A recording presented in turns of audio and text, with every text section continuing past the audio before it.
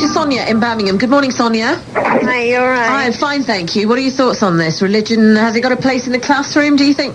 I think it should have been in place in infant schools, into junior school, high school, everywhere really, because religion is very important really, for not just for us, but for every background. I mean, you go to English schools, right? They'll be teaching you about Bibles, Catholic schools, our Asian kids go to Catholic schools, they teach about, Christianity and everything. So why can't local schools be taught about, Islam or Hinduism or whatever,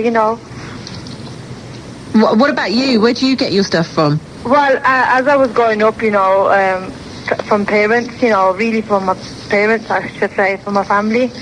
But now, a lot of kids, like, growing up, right, are getting it, like Islam, they're getting it from books, like the Hadith, the Quran. I've read the Quran, I've read the Hadith, right, but most kids, right, are following Islam by books more.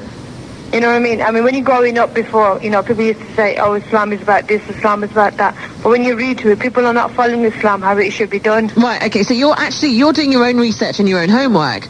Yeah, What are you getting from school then? Well, at the moment, I'm not at school, you know what I mean? Because I'm a grown-up woman. I've got 4 kids, you know what I mean? But I'm teaching my kids how it should be done, I mean, my parents... I'm really sorry. Do you know what? You sound about 15. Oh, sorry. No, I'm a mother of 4, actually. Right. So where do your kids...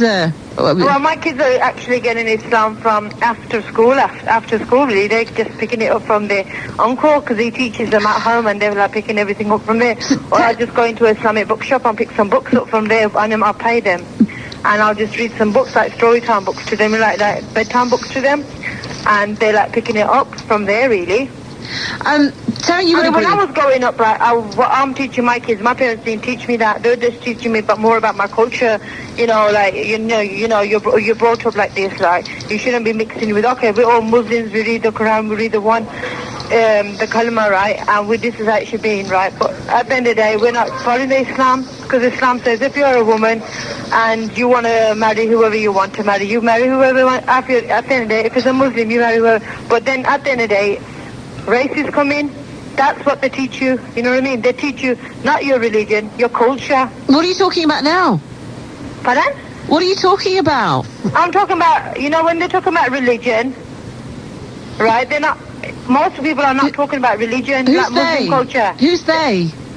Families, friends, you name it. Everybody in their own communities, right? A lot of people are not talking about religion. I want religion taught in school, because kids will know where they stand. Every religion has their own respect. I follow you now. So but teach it in schools, because at least it's factual, and they can't make it up, and you're getting the right information. It's accurate, basically. Yeah. Right. Okay. So, I mean, Terry, that's a fair point, isn't it? I mean, you're worried about people getting prejudice or conflict. So, if you're getting factual information in a school, at least it's not going to be some kind of biased potted history, and, you're leaving it to the experts rather than to your parents, who may have like some biased view on the whole world, if you like. Yeah, but even from this caller, I'm picking up the fact that she resents having to listen to Christianity being taught. You can speak schools. Directly to one another. Did I explain that to you, by the way? You can talk to the caller. I don't mind. When they say Christianity, right? That's fine. They can teach that. I agree with that. You can teach that in the schools, right? Because kids should know about Islam, Christianity. Kids should know about Islam. Kids should know about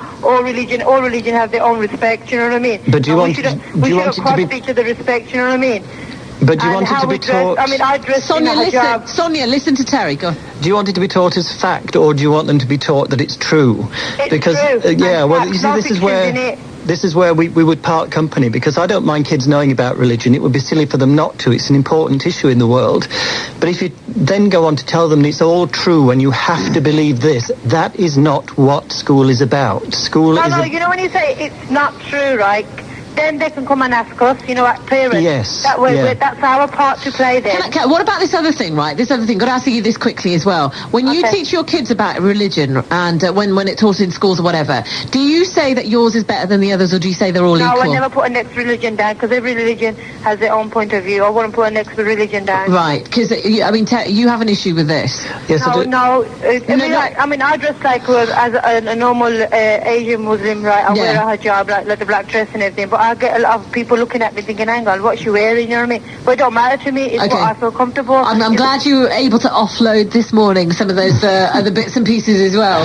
But Terry, go on, your No, the fact is that you can't teach each religion as being equal if you're starting from the point of view that I'm a Muslim or I'm a Christian. Really? Why? Well, how can you? Surely you've got an allegiance to one. They can't. They're mutually contradictory. They don't agree with each other, and that's why they're always at war. You have to identify your own religion because you know that is the label we wear, just like a name. Isn't it? Fine. Well, some people do, not me. But you know, if you want that, that's fine. You can have your religion. But when you go to school and somebody's saying to you, this religion is superior, which is what they have to do in an Islamic school, surely that's the purpose of it. Sarah, do they have to say that in an Islamic school?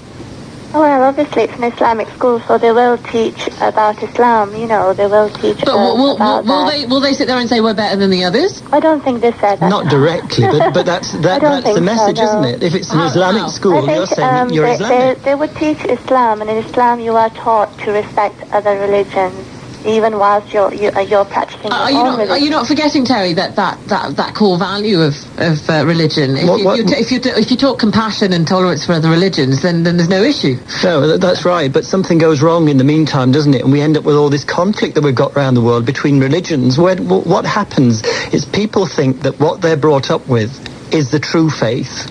And that eventually, if they take it to its logical conclusion, they will say everybody else has got to believe this. Okay, Sonia, thank you very much for your call.